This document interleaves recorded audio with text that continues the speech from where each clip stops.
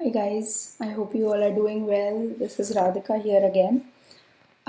So I'm actually thinking of making a new series called as Healing Hacks. So these are all the hacks that I used when I was going through the healing process and I still use them. So yeah, these are all hacks. So these are small things, not really big things, but these can, in my experience, these have really helped me to keep kind of to keep me on the path of progress towards healing and just getting over everything that happened. Yep, so this video is about watching your thoughts. So, a very easy way to keep a check on how you are doing in your healing process is to watch your thoughts. And I don't mean keeping a check or keeping a watch in a very judgmental way. So the first thing is don't judge yourself because healing is a difficult process and it's a transformation that happens when healing is happening. So let it take its own time. There's nothing that can really like rush it or like make it happen all at once. But what I'm saying is it's a good indicator to see where you are in the healing process and what more you can do to help yourself. So, yeah, so it's all about helping and less about judgment that I have to reach that particular phase of life. It's just like doing whatever is the most productive thing at this particular time in your life. So yeah, so basically thoughts have a very, very deep spiritual importance, and this importance is maybe I'll make another video on the power of thoughts, but this video is more about how thoughts play a role, or how you can use thoughts to judge the healing process. And this is not just in healing, but just in general in life. Your thoughts will tell you a lot about where you are in a particular journey, in whatever process you are in your life. So yeah, so basically, the first stage of not doing a particular thing is you stop doing it. Like you literally stop doing that thing. So I will give an example later. That's the first thing. You stop doing that thing. The second phase is to stop talking about that particular thing. The third phase is to stop thinking about that thing. And once you stop thinking about that thing or lessen, little by little, you will think less and less of that particular thing, frequency wise. And when you stop thinking about that thing completely, it will kind of start leaving your energy. You have a particular energy, your aura. It will start leaving your energy space, and in the last stage you will be completely rid of it. And then you will know that, okay, this is my energy, this is who I am, this is what I usually think about, these are the actions I usually do, these are the things I talk about. And once you are there, then you can practice keeping such energy out of your energy field, because now you are full of your own energy. It's not any incident or any other thing that is claiming your energy space now. So let's see this with an example. So if I'll give two examples, like an alcoholic person and a person who has been through narcissistic abuse. Okay, so maybe you're living with the narcissist still. So with an alcoholic person, they will drink alcohol. That's the action. That's the first step. So they do. That's the first phase. So they are continuing doing the action. And with a narcissistic person, you keep on fighting the narcissistic person, or you try to keep on explaining things to him or her, or you try to basically you are engaging. Any sort of engagement with the narcissist is an action because you are giving them a response. So that's the first stage. The second is for an alcoholic, he or she, they might stop drinking alcohol, but they will keep talking about it. So maybe they are sober now, they don't drink, but whenever any conversation comes up, they knowingly or unknowingly turn it towards alcohol, and they want to talk about alcohol. They want to tell their stories of when they had fun drinking or something like that.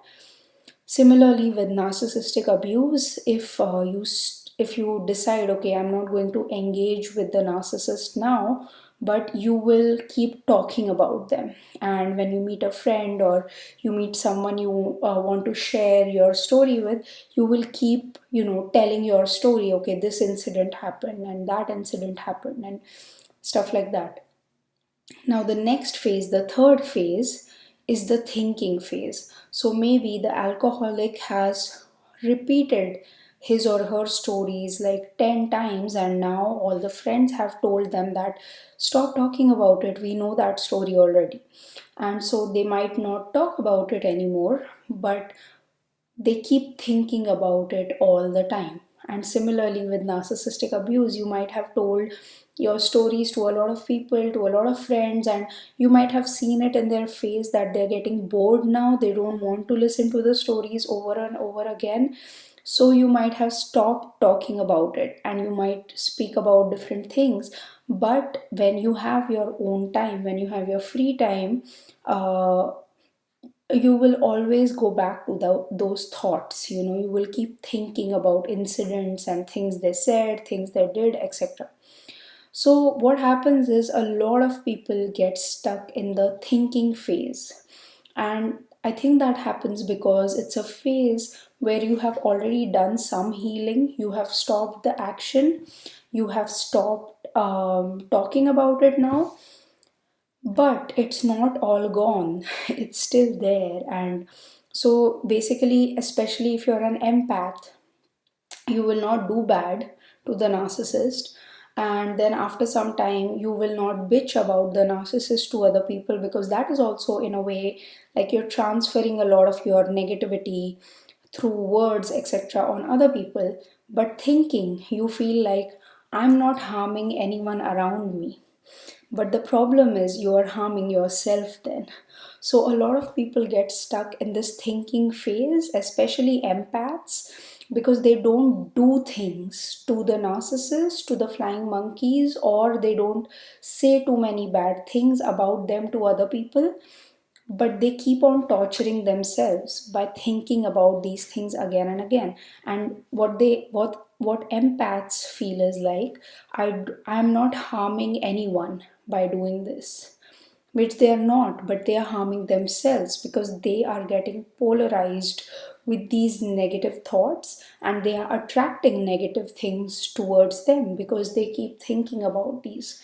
So they feel that, okay, I'm saving everyone else, but I am the, they don't realize that they are harming themselves here. So it's easy to get stuck in this phase because it's already better, right? You are not doing bad things, you are not talking about bad things, but you're thinking about them. And so you have already healed and you think you are doing the best you can, but it's not good for you to keep thinking about them all the time. Um, so, yeah. Um, So please watch my video. I have a video on how what to do when the narcissist enters your thoughts, and it has some practical tips. And so this practice will also help you a lot when you're watching your thoughts. It will help you get over it. Just even the um, discernment, or even the fact that you notice that you are thinking about the narcissist is a great win, because a lot of people are not conscious about the things that they think, because these are not thoughts are not something we see. Imagine if there was a thought bubble that came out of your head every time you were thinking, you would be so conscious about what you think.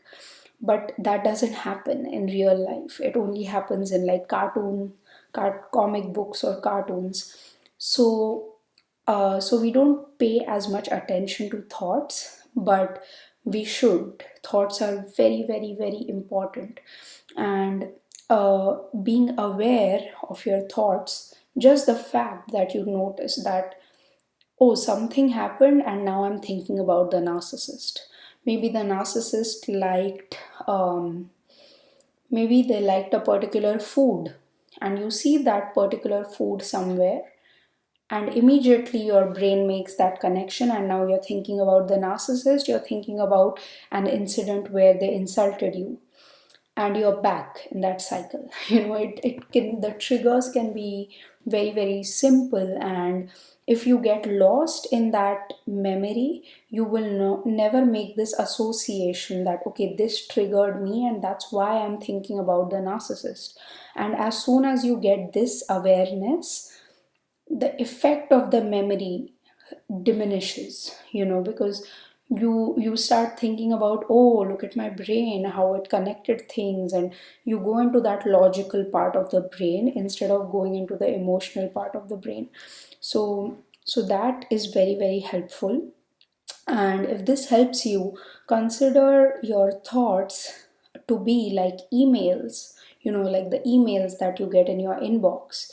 And every thought that you get, just visualize it to be like an email, open it, read it, and if it involves the narcissist or the flying monkeys or anything that triggers you, then in your in the visualization in your mind's eye, think that you are trashing it. You're putting it in the trash can, then you go to the trash can like in a Gmail inbox and you delete everything there. Just visualize that in your brain and that will help you. So yeah, try to do this. I mean, I would advise that try to do this for 1 month or 2 months, and slowly the thoughts will stop coming to you, and little by little, all of the negativity, all of the hurt of the past will start leaving your energy field. Yep, so that was this video, and I hope this helps you. And if you have any other tips and tricks of watching your thoughts and what you do with your thoughts, how you overcome your thoughts, please do share in the comment section. And as always, I wish you all a lot of love and a lot of light. Thank you. Bye.